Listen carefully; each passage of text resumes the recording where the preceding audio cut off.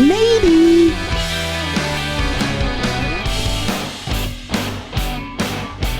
Is this what it was like all weekend? No, it was better than this. Way better. I don't know why we don't get like Goose on the fucking podcast. I mean, we should fucking represent. Oh my god. In case you guys don't know, what's up? It's Mike Frank, Christian Olson with Frank Oliver Collective coming here to talk about Goose. What's up? And Christian's fantasy obsession that's come over the last 6.5 days. It's not even the past 6.5 days. Let's be real. Past couple of months, bro. Months. Oh, dude, the show was absolutely amazing. They do this thing called Goose-mas every year. So Goose, the band, and their Christmas theme party show that goes Friday, Saturday was just absolutely nuts. It was at Hampton Coliseum. Literally looks like a fucking spaceship. Dude. Yeah. It was a lot of fun. People dressed up like in like alien stuff, spacesuit costumes, and then also like dressed up as Santa and like elves and stuff. I didn't dress up, but it was just a blast. Like it was like way different than the Dead Zine.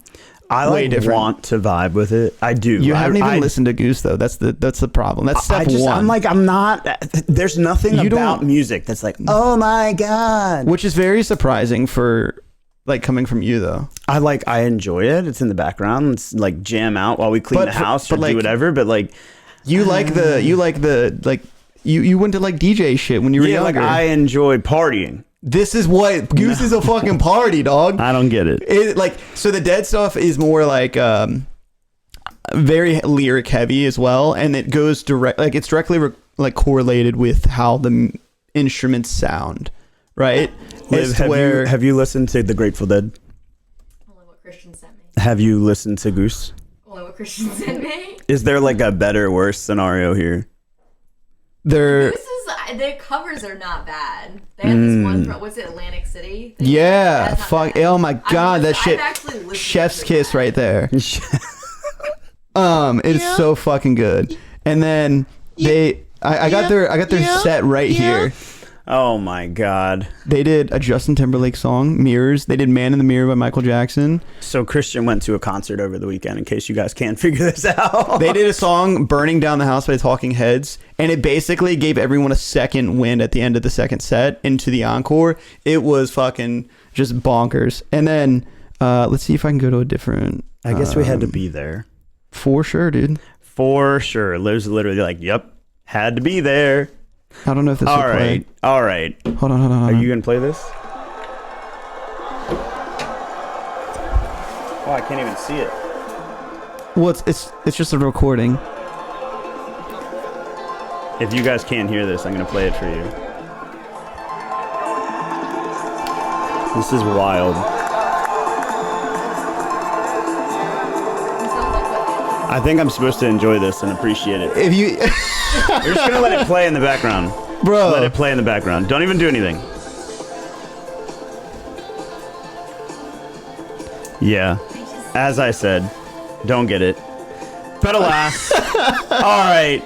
Back to real estate world. I have a full-time job. I'm just saying you gotta go. We're back with it. So with all the things going on in the world, I find it funny how many real estate agents have come out and been like, oh, I'm getting ready for the spring market, right? If you guys don't know, there's been a lot of talk about real estate and interest rate cuts and the Fed talking about cutting the rates. So then thus real estate market rates will go down as well, which will then promote buyers to come into the marketplace.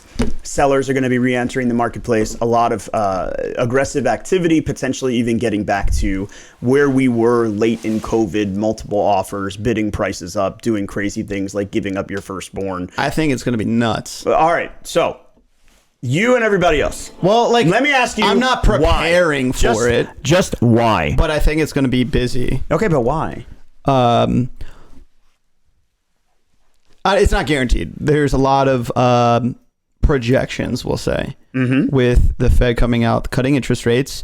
Not to get political, but it's a fucking election year.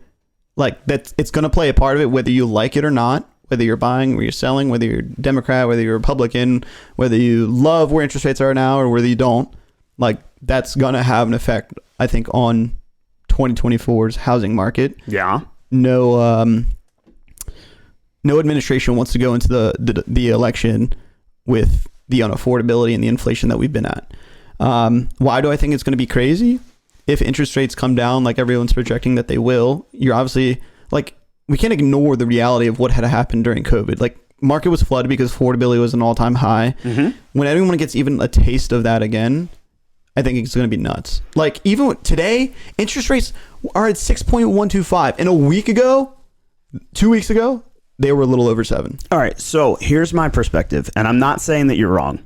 What I'm saying is that I think these things are going to happen, and I think the market is going to be aggressive, and I think we're going to see strong offers from qualified buyers and sellers that are going to need to prepare their home to hit the market where they're painting and cleaning and new carpet and fresh floors as best as ever, right? Well, but I also think that's what they should be doing. Right. But what I'm saying is they're not going to be able to get away with it without it, right? Oh. COVID timeline, you could have listed, a cardboard box. That's the whole joke, right? Yeah. But I think that if the sellers really aggressively begin to market their home, we're really talking about here how many buyers are going to come out to make competitive offers. That's it.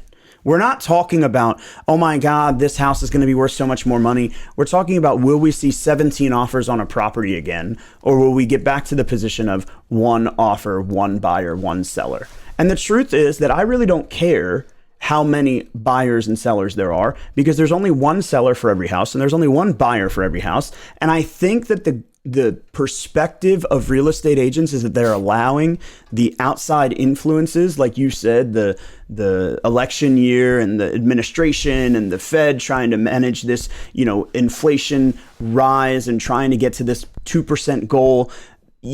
Everybody's trying to manage their expectations, and real estate agents are attaching to the one thing that they like. It's just busy market. That's the one thing that they like. That's what I'm saying. But that's not the reality. I understand that. And I don't think that the reality is going to be 17 offers. Oh, I never said that. I think that I also think that is a crazy statement. There'll be 17 offers. I saw it about 2 months ago. Bro, if you look anytime. at real estate agents' Instagram, I'm seeing real estate agents that are like, okay, fucking putting their coffee mug, and then they're like, curling their coffee mug like it's fucking hard work, and going and running around with real estate signs like they're prepping, they're training for a fucking, cross-country marathon. They're fucking sitting there drinking coffee and typing in their car, pretending like they're working out. This is their LOL, Instagram reel right now. Because they're like, oh, it's going to be so busy. I'm working out to prepare. I'm training to prepare. What if you fucking ground on your actual motherfucking skills? There's your training. Yeah. And not to say that it's going to be some crazy boom. Because again, like I said, Ricky Winston, the guy I was working with, we're still working together, putting out offers. One of the properties we saw 2 or 3 months ago had 17 offers on a home. Best house. Yeah. So it still happens today, whether people want to believe it or not. All these outside influences, they're there and we should not ignore them. But we need to talk about what is the best opportunity for people today. I gave one of my friends a phone call the other day, just randomly as I was driving up here to the office. I was like, hey man, do you want to make 30 grand? He's like, what? What are you talking about? What do you mean? I can make 30 grand right now? When are we buying a house? When are we doing this? When are we doing that? And I'm like, well, look, dude, here's what we're expected to see. I know you've been looking to purchase a home. I know you're in an established position to make strong offers. Crush. You could be this person. Right.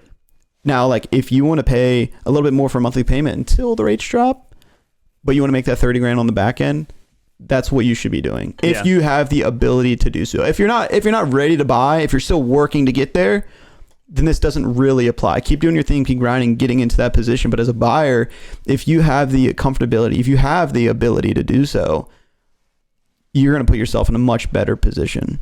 Well, I think the key is, if you're looking at what's going on in the market, you're looking at what's happening with interest rates, you're creating an opportunity for yourself to be aware of the changes.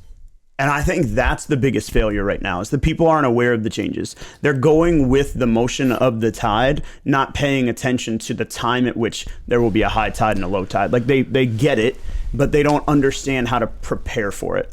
And I think when you're looking at things like, hey, Fed officials haven't discussed to deter investors on betting on rate hikes, with odds that in March of 2024 there will be cuts reaching 55%. With so much going on, while the Fed is saying that there's going to be with odds that there's going to be a cut reaching 55% in 2024, that's a good bet that in March of 2024 we'll have an opportunity for ourselves to grow more market share, to grow more monthly payment, to be able to qualify and capitalize on things. We're going to be able to take advantage of this, and I think the people that are watching and paying attention are going to be able to buy early, refinance late, and then save that 30 grand like Christian's talking about. Or people that are coming in saying, hey, I'm going to wait. They're going to see the prices increase as the interest rates decrease, and they're going to have the same monthly payment that they would have had today. One thing that I think a lot of millennials and even first-time home buyers don't understand is how many people are actually in the market. Yeah. You know? And like when I was growing up, I didn't know, like I would never see for sale signs. I'd never see people buying or selling real estate. Like it wasn't a thing to me. And now it's such a thing, but still people don't understand like what actual numbers are. So like my friend that I gave a call, like he doesn't know how many other people that are just like him, whether they're millennials, whether they're first time home buyers, whether they're some older crowd that want to purchase a home. There's such a wild group of people. How many people actually make up the market? And their statistics can mean something. They can be BS depending on how you take it and what they really are. But there's an interesting thing here from Bankrate.com. Personal affordability issues keep 78% of aspiring homeowner millennials from purchasing a home, while current housing and market economic conditions hold back 59% of them. So think about it, whether that statistic is 100% true to those numbers, but like really 50, go back and say it again. Personal affordability issues keep 78% of aspiring homeowner millennials from purchasing a home. So that means people 78% of the time are choosing to hold themselves back. Or their own affordability issues. Right, but it's their choice. Yes. It's their choice. 78% of the time. But while current housing and economic conditions hold back 59% of them. So only 60% of the people couldn't buy because of the current state of the market. There's a 20% delta of people that choose not to buy because of their own inability to understand the market.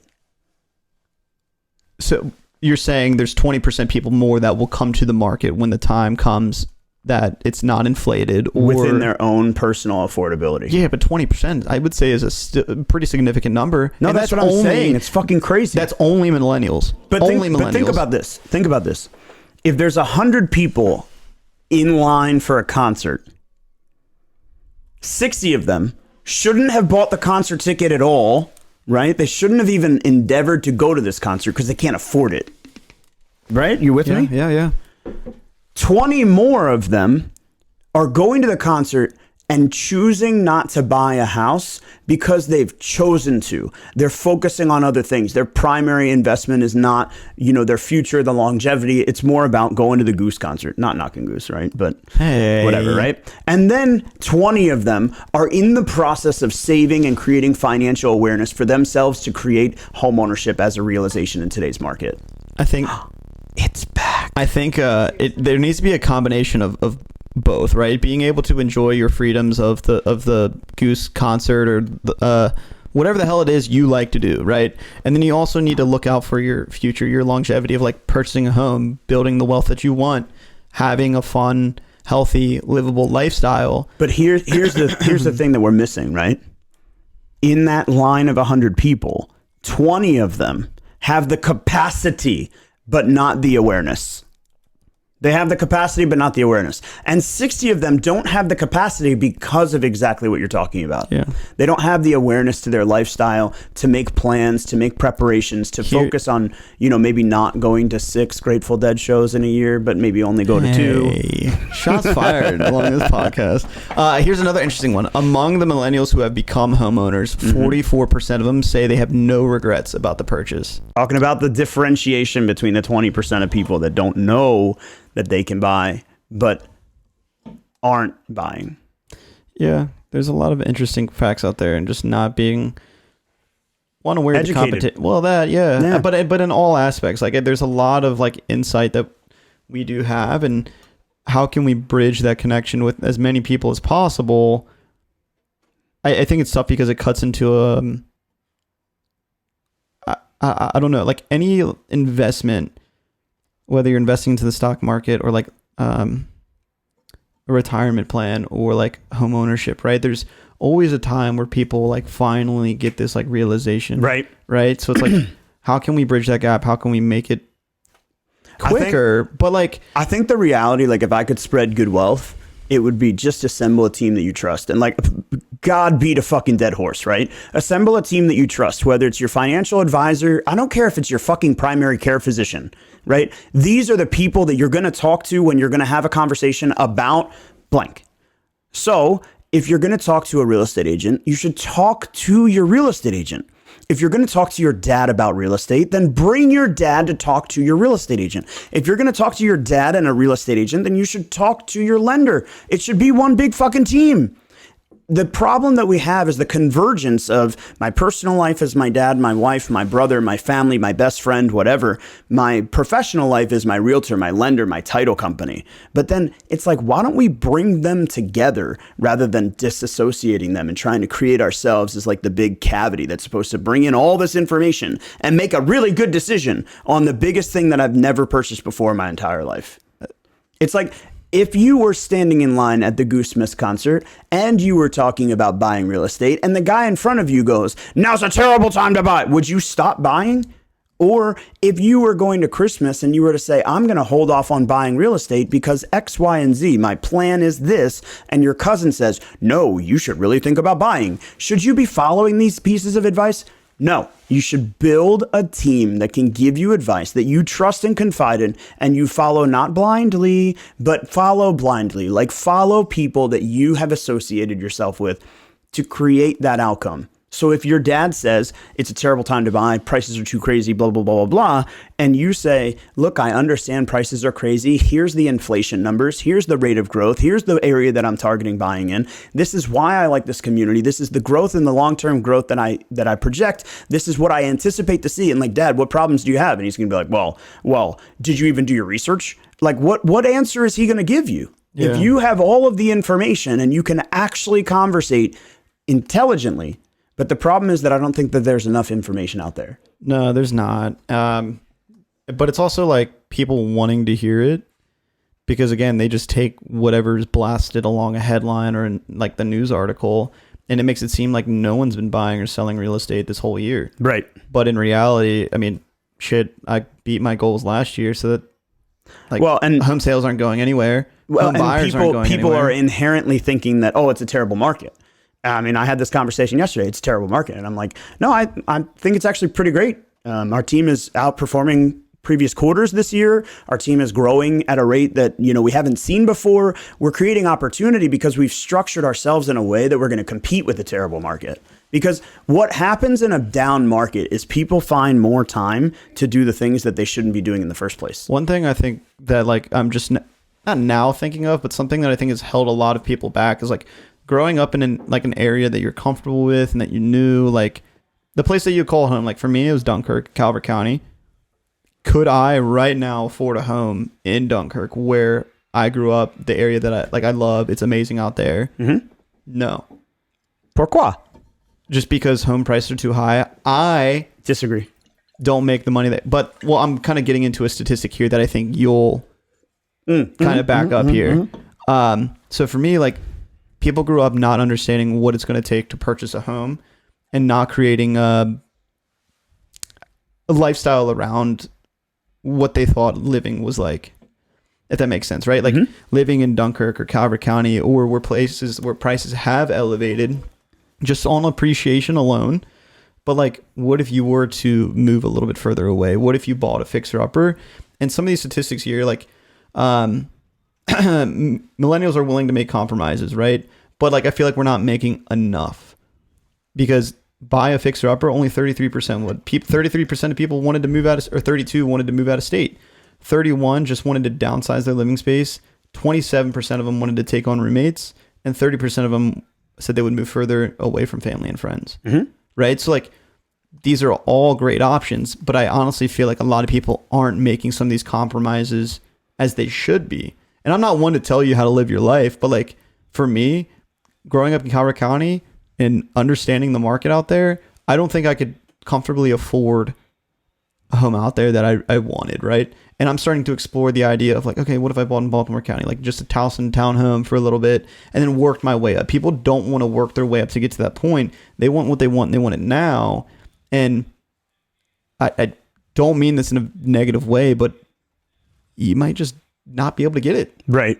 Well, and think about crazy things. Like recently this year, we did away with cable, right? So we now only pay for internet, and the internet costs shot through the roof as soon as you got rid of the bundle, blah, blah, blah, blah, blah. But it's still cheaper, right? Let's say the internet cost is $110. I don't know, but it's $110, save me $40. But that's $40 that I can put towards a bigger house. How much is that $40 going to buy me in a monthly payment? Fucking 30 grand, 50 grand. The one thing that I got from this Monday morning focus thing was the woman said she spent $3,600 on coffee, Starbucks in a year. And I'm like, fuck. Meanwhile, Liv was like, oh, that's right. I got to run out and get my Dunkin'. I totally forgot. You know, and like, it's even things like that. Like, or how much are you eating out? How much are you spending on your hobbies? Yikes. Like, my one friend I called the other day. Yeah. He bought a new car. He's been like throwing turbos in it and lowering the suspension and taking it to car shows and doing all these things. And I'm like, dude, how much money have you dumped into that car? And you and your girlfriend could have had a home by now. And like, you could have taken the equity out on the home and fucking done the shit to your car if you really wanted. Excuse my language, but like I think it's the awareness around what's going on in your personal situation, not what's happening in the real estate market. And that's the crazy thing is people are trying to like time the fucking market. Like, oh, the Fed said that they're going to cut interest rates. You remember the spreadsheet that Ryan gave us that was like, you know, in December there's 0% chance of a cut, in January it's 13%, whatever. Yeah. Well, it's interesting that in like, let's just say June and August, I don't know what the months were, but it was like a 90% chance of a rate cut. Yeah. Well, but what it didn't appreciate for was what if there was a rate cut in March? Yeah. Is it still 90% of a rate cut in June or August? So like these people are focusing on, I'm waiting till June because there's going to be a big rate cut. Well, but what if you just fucking put your motherfucking financial and property goals into perspective? And you said, hey, I'm going to cut out the $3,600 a year I spend on Starbucks, or I'm going to cut out the $50 a month I spend on cable, or I'm going to cut out the extra trip that I go to XYZ, or I'm going to invite people over to my house instead of going out to dinner. Like, I think it's so generalized, like what people should and shouldn't do, like at least in a home buyer, even seller's head of like, sell in the spring, or interest rates, only buy when interest rates are low. Like there's this generalized statement around like what you should and shouldn't do, without actually diving a little bit deeper and understanding like this is the opportunity that you Joe Schmo have, you Bob, whatever your name is, have, right? Instead of generalizing like here's what everybody's going to do, right? Like because everyone's situation is different. The way that you're going to get pre-approved and the programs that you can qualify for are different than what, you know, the other people can. If you look at that on a broader space, right? Like your plan for purchasing your next property is different than mine, and we're not taking it to that level. We're generalizing it like everyone should be buying when interest rates are low. Everyone shouldn't buy when they're high. Or like don't sell in the winter, sell in the spring. Like it's all different. Again, and you don't go back to the way that our team is built. Our team is built to do one thing, right? Do your job and do your job well, and you'll have success. When you're focused on other people's outcomes, you're not focused on the best thing for you. So if you're looking at somebody else saying, don't buy now, it's not the best thing for you. If you're focused on somebody else saying, wait until the market changes, it's not the best thing for you. And my favorite one and super, super, super successful investor, Grant Cardone, will tell you straight up, do not buy your primary residence. And that's the motherfucking best thing for Grant Cardone. But for the rest of us, while we're trying to invest, it's proven, it's financially solvent to buy your primary residence. It's the only way that you're going to grow real financial equity in the long run. Yeah. Now, when you get to his level, great, don't buy a primary residence. I get it. But for the rest of us, we can't heed those words. We need to stop listening to the outside. Yeah. We need to start focusing on ourselves. Build your system, build your team, develop a strategy, and go after it. And then once you like get your first property or whatever you find out your plan is, you can always deviate from it. You can always make tweaks here and there. You like people go to YouTube or fucking wherever they get their content, and they look at some dude with 1 million views on YouTube and telling them how to purchase their home and how to become successful in life, and they have to do it exactly step by step by step by step by step. And it's not like that at all. Right. Well, and it's not pragmatic. No. So as you're looking into the market, there's a lot of things that are going on. What we anticipate in the next 6 months are definitely some interest rate changes and fluctuations. It wouldn't even surprise me to see a rate decrease in the early part of 2024 with a slight increase in the middle part of 2024. Don't quote me on that, but it would not surprise me to see that kind of ebb and flow as the Fed continues to monitor the inflation rate, gunning towards their goal of 2%, managing this real estate market, managing this financial market, especially as we head into a new, administration. Thank you for that word. And I think that the biggest thing is don't sleep on your opportunity. Yeah. Create an expectation, build an outcome, and start to talk to somebody that can help you through it so you guys can really accomplish your goal of really building some equity and some wealth in the long run. We're going to talk a little bit more on our next podcast about a couple things that we see going on in 2024. And, if you guys have any questions, of course, reach out to us. You know where to reach me on Instagram at michael.frank___ and Christian at Christian Yay Goosey Head. Not Christian the Deadhead. I might put a poll out there to see if I should change my Instagram handle now. Christian the Deadhead. I should change it to Christian the Goosehead. Right. And you can always reach us on our website at frankoliverco.com. And in the meantime, we will talk to you guys real soon. Later. What's up, guys? Thanks for watching. For more information on the housing market, Real Estate 101, how you can leverage your position in today's market, and so much more, click on the link below. If you like this video or have a burning real estate question you'd like us to answer, leave us a comment and let us know. Don't forget to like and subscribe so you never miss an episode, and we'll see you again real soon.